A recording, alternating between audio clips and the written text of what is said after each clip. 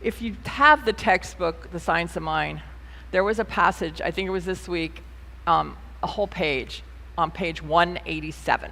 And it affected me so much that I printed it out and put it by my desk to keep reading it, because I totally could see where we are, where we're at in our country, in our individual lives, wherever you want to put that, by that passage.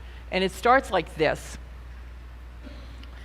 Never limit your view of life by any past experience. The possibility of life is inherent within the capacity to imagine what life is. Backed by the power to produce the imagery or divine imagination. It's not a question of failing or succeeding. It is simply a question of sticking to an idea until it becomes a tangible reality. The illusion is the way we look at things.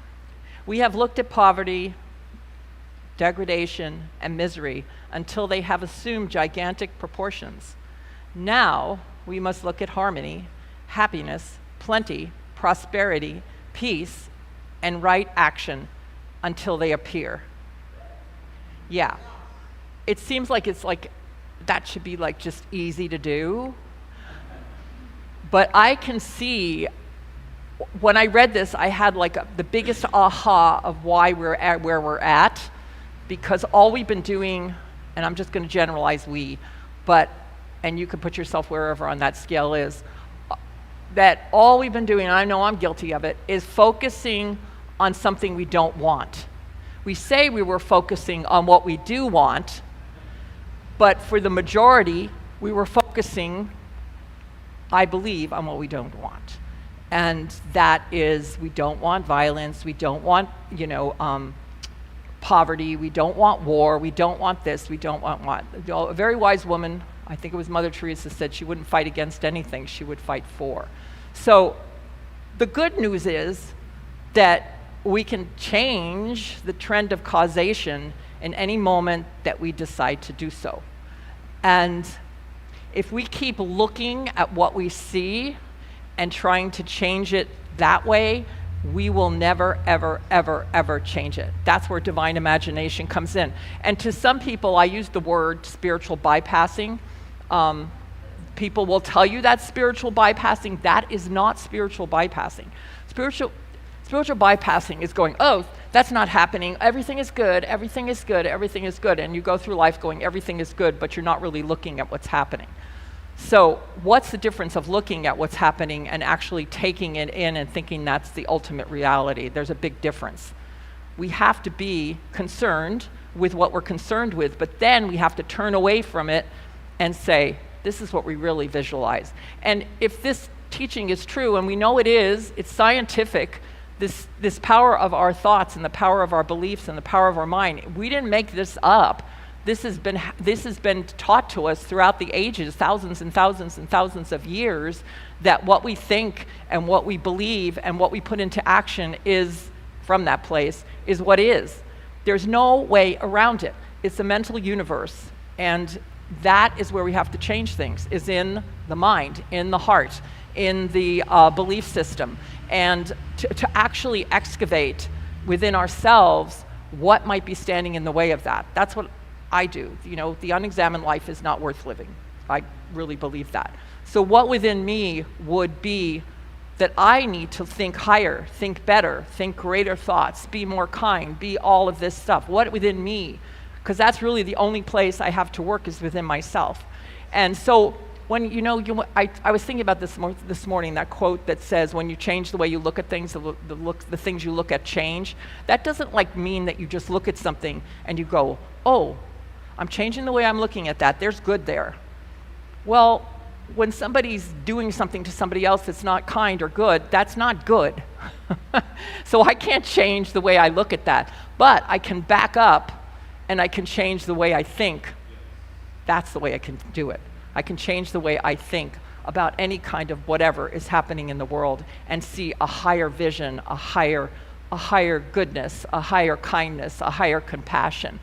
And I do know and believe that that's where it starts, and it starts with each and every one of us, and there's no way around this. There's no way around this. If we don't like what's happening right now, we have to go into our mental closets and clear them out and decide what it is, how we want to see the world. What do we want to see? And then we have to take that. It's not about sitting back and not doing anything about it either. We have to take it into action.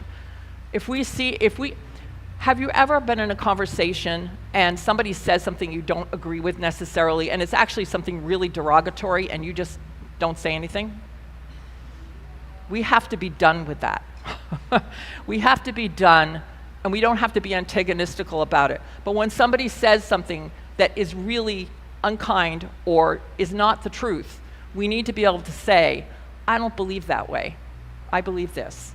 I'm not going, we can agree to disagree, however you want to put it, you'll know in your own individual moment. But we don't have the opportunity anymore to stay silent. And that's one way we can take it into action. Not by having fights with people that don't agree with us, but finding a common ground and actually speaking our truth.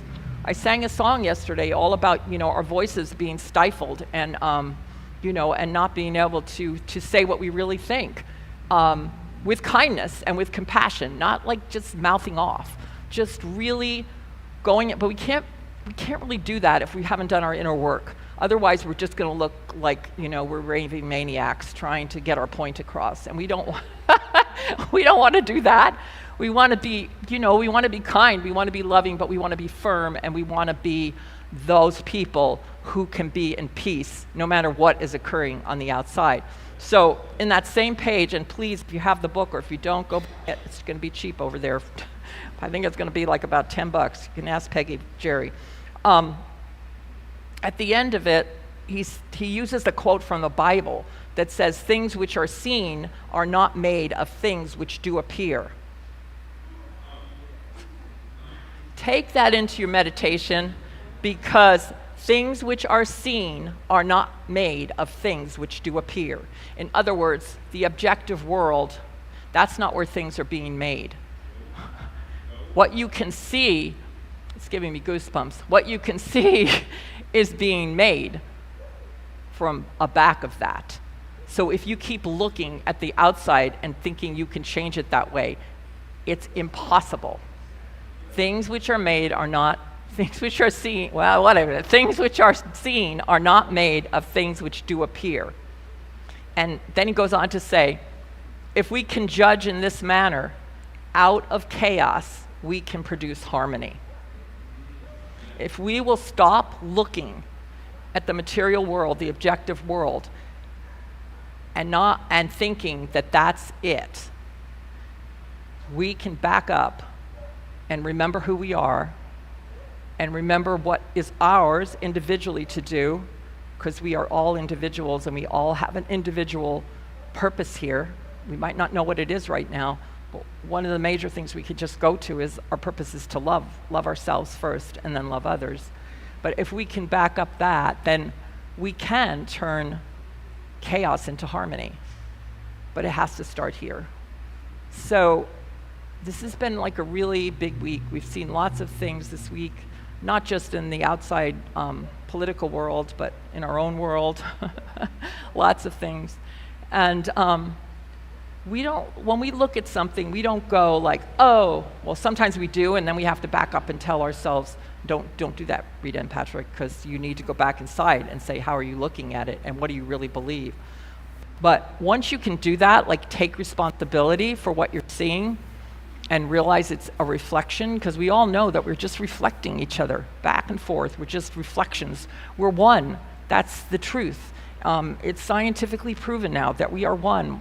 We are just reflections of each other. So whatever in our world is what we've placed there with our imagination and our divine imagination. And it's powerful. Our imagination, I think it's Einstein that said that, is the most powerful thing we have, is to imagine something even greater. So let's just remember that things which are seen are not made of things which do appear. If we can judge in this manner, out of chaos, we can produce harmony. Thank you.